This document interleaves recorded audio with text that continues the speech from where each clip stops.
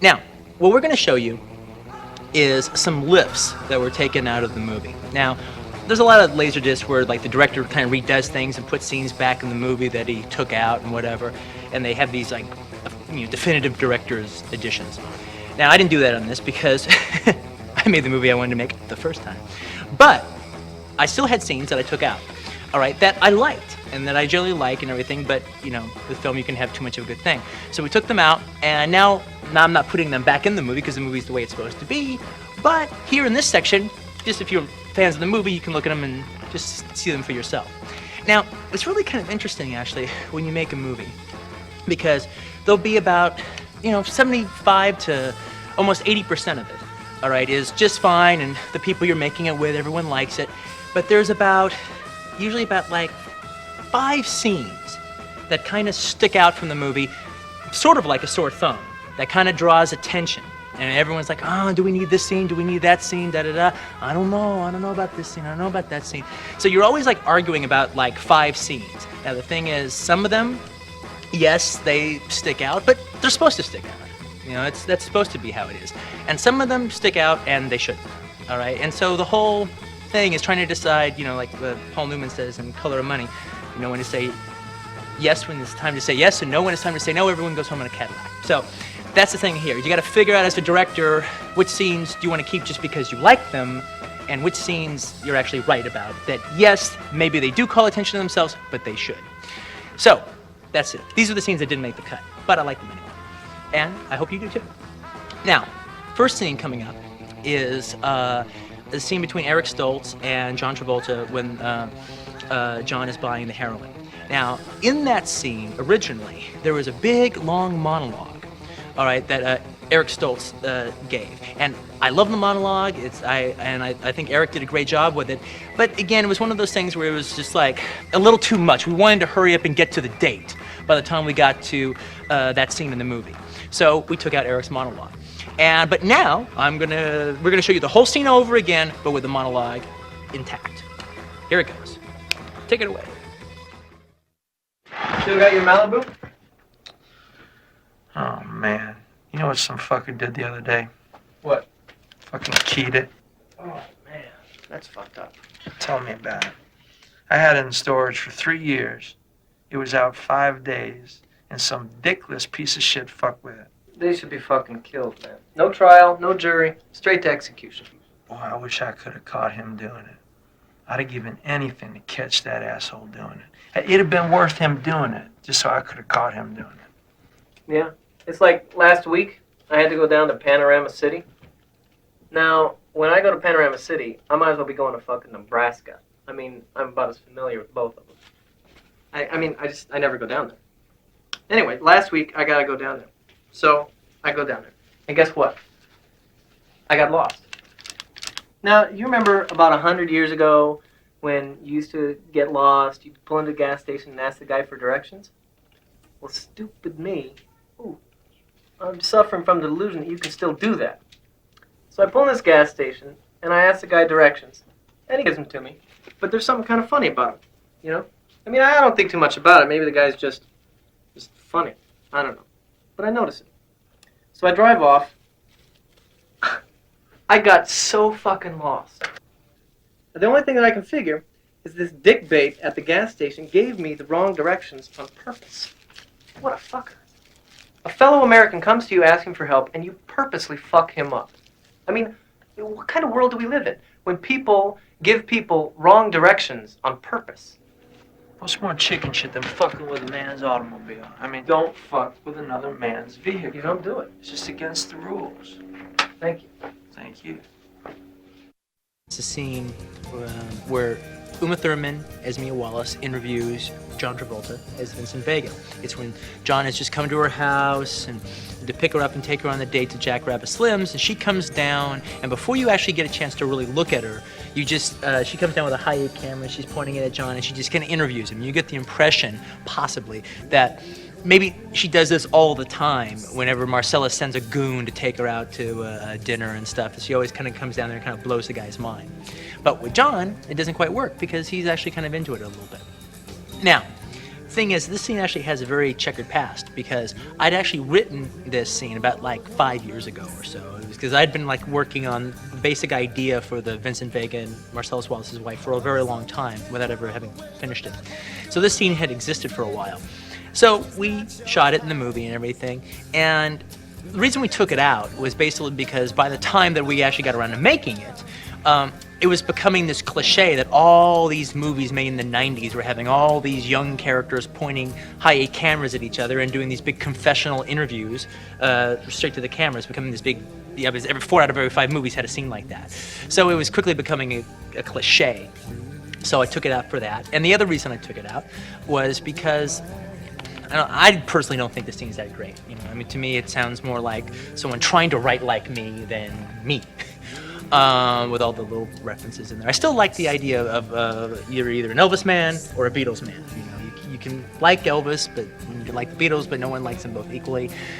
At some point, you have to decide which one you like more, and that tells you who you are. I've always believed in that. All right, so that's the one aspect of the scene that I still like. But anyway, here's the scene, and special note to Miss Thurman is the fact that she actually handled the high-8 during the video scene. So that she's a camera person. Also, one other thing very interesting is we did a test, you know, to transfer the high-8 to film, see what it looked like. And we did many different tests. We had it widescreen to 235. We blew up the high-8 to the CinemaScope.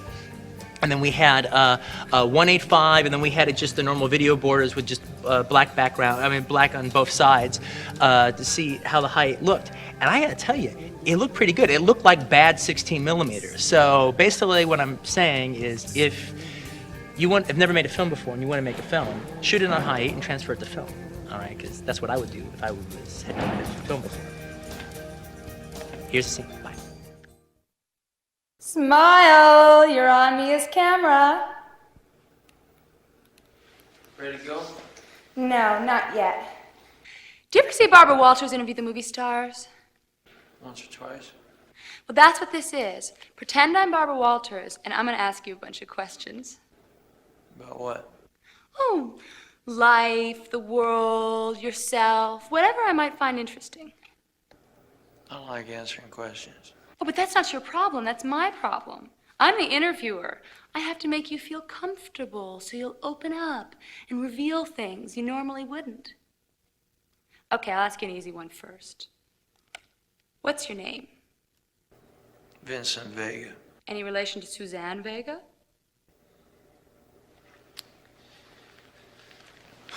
Suzanne Vega's my cousin. Suzanne Vega, the folk singer, is your cousin? Suzanne Vega's my cousin. If she's become a folk singer, I sure as hell don't know nothing about it. Well, now I'm going to ask you a bunch of questions I've come up with that more or less tell me what kind of person I'm having dinner with. My theory is that when it comes to important subjects, there's only 2 ways a person can answer. Which way they choose tells you who that person is. For instance, there's only 2 kinds of people in the world. Beatles people and Elvis people. Now, Beatles people can like Elvis, and Elvis people can like Beatles, but nobody likes them both equally. Somewhere, you have to make a choice, and that choice tells you who you are. Well, now, I'm obviously not going to ask you that one, because you're definitely an Elvis man, but you're hip to where I'm coming from. Can you dig it? I can dig it. I knew that you could. Okay, first question. Brady Bunch or the Partridge Family? Partridge Family. On Rich Man, Poor Man, who did you like more, Peter Strauss or Nick Nolte? Nick Nolte, of course. What's your favorite way to say thanks in a foreign language? Merci beaucoup. In conversation, do you listen or wait to talk? I have to admit that I wait to talk, but I'm trying harder to listen. If you were Archie, who would you fuck first, Betty or Veronica? Betty. Cut! Print. Let's go eat. The next scene that we have is the Esmeralda cab scene. Now, we kept this scene in the movie, but initially, me and Sally edited a scene together that we were so happy with. As far as me and Sally were concerned, it was the best edited scene of the whole movie.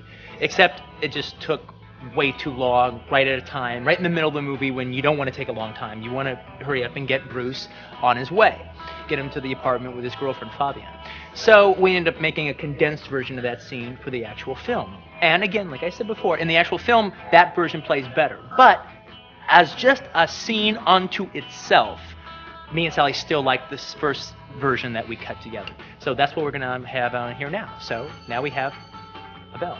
And another bell. And stop ringing that goddamn bell. All right, get that cut out of here.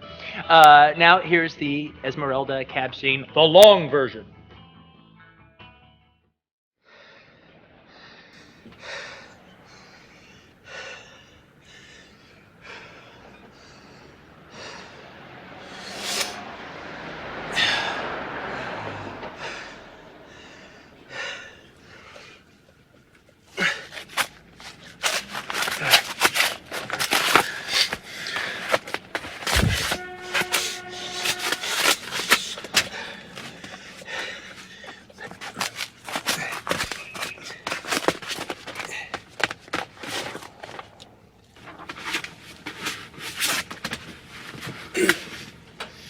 Mister.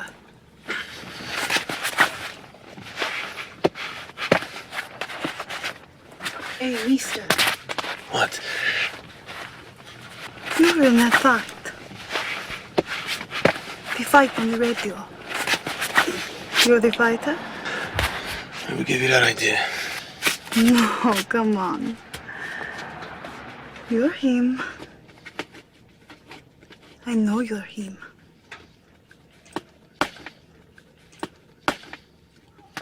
Tell me you're him. You killed the other boxing man. He's dead? The radio said he was dead. Sorry about that, Floyd.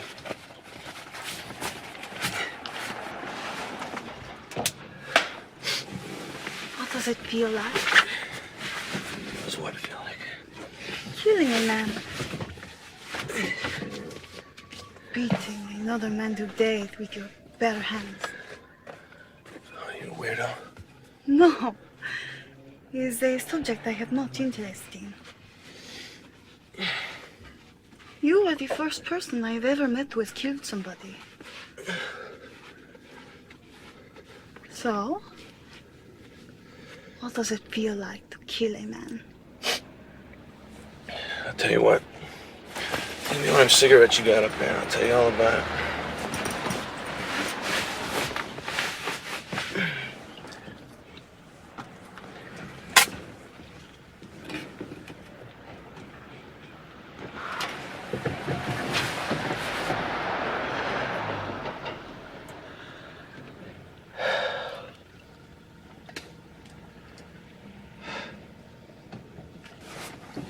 So, Esmeralda Villalobos. Is that Mexican? My name is Spanish, but I am Colombian. Pretty name. It means Esmeralda of the Wolves. Your name means Esmeralda of the Wolves? It's some halo you got there, honey. Thank you. And what is your name? Butch. Butch. What does it mean? I'm an American, honey. Our names don't mean shit. So, moving right along, Esmeralda, what is it you want to know? I want to know what it feels like to kill a man. I couldn't tell you.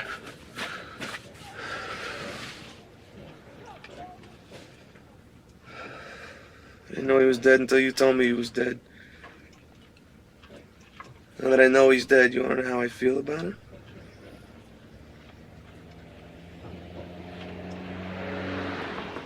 I don't feel the least bit bad about it.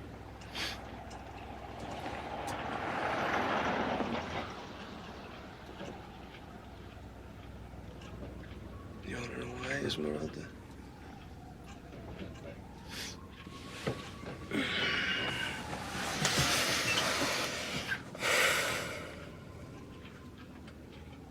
Because I'm a boxer. Once you said that, that's pretty much all there is to say about me. That son of a bitch out there tonight, that Floyd, maybe one time he was a boxer. He was dead before he ever stepped foot in the ring. All I did was put the bastard out of his misery. If he never was a boxer, that's what he gets for fucking up my sport.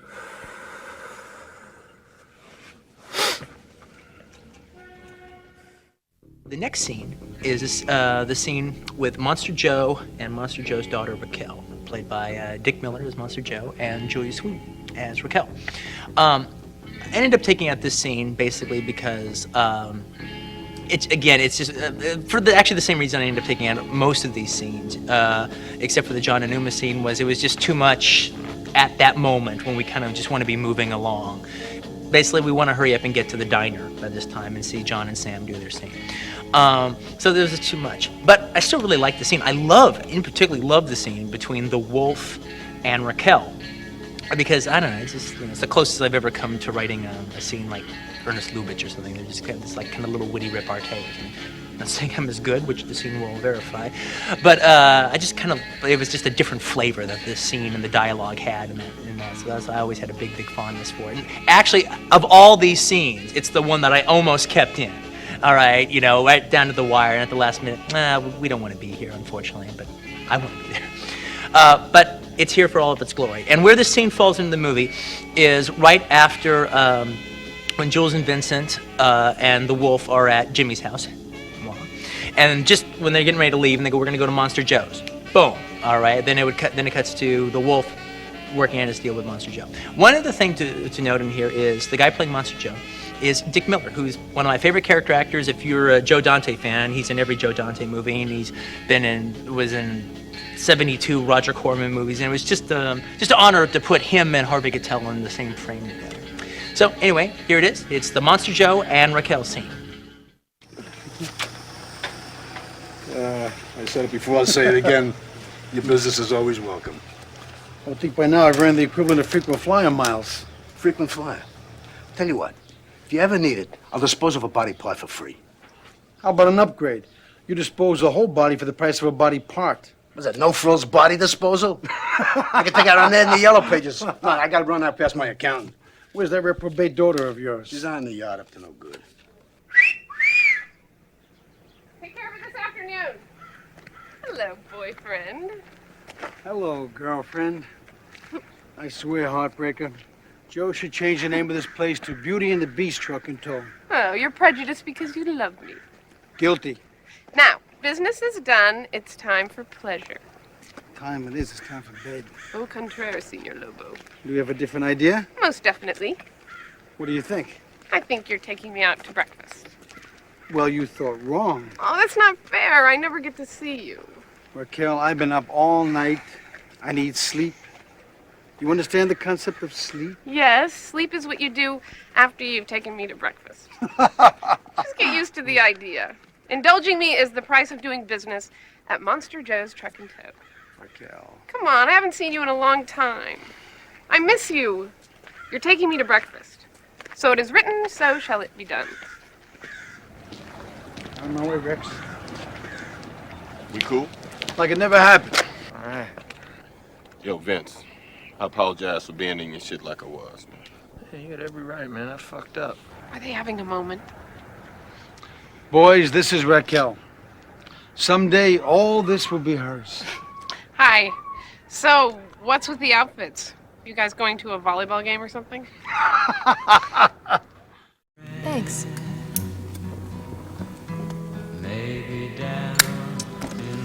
Think nothing of it.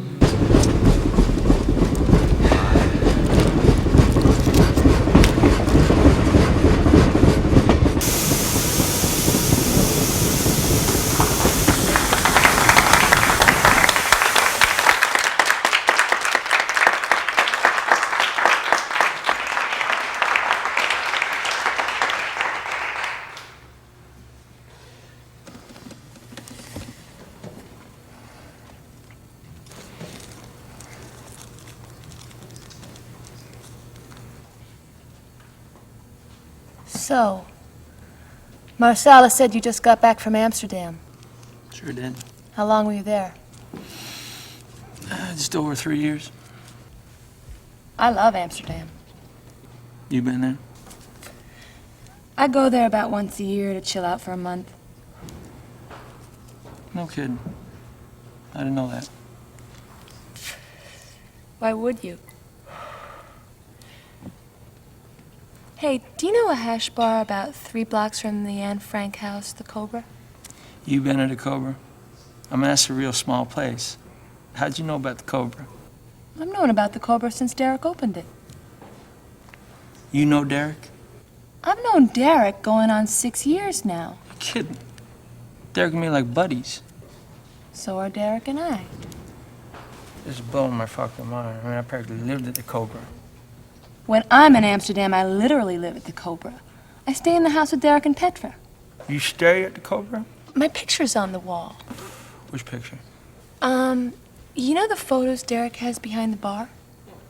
Well, there's one of Derek between 2 girls wearing baseball jerseys. Petra's the one with the baseball cap, and the girl in the cowboy hat's me. That's you in a cowboy hat? So you're the one in a cowboy hat. Jesus Christ. I mean, these things like this make me realize how small the world is. I could have took you out. How come Marcellus didn't hook us up? Oh, when I go to Amsterdam, I go alone to be alone.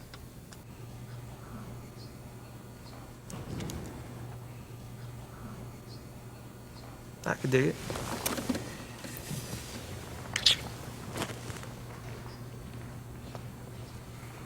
I heard you did a pilot.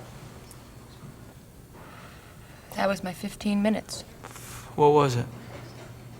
It was a show about a team of female secret agents called Fox Force 5. What? Fox Force 5. Fox as in we're a bunch of foxy chicks. Force as in we're a force to be reckoned with. And 5 as in there's 1, 2, 3, 4, 5 of us.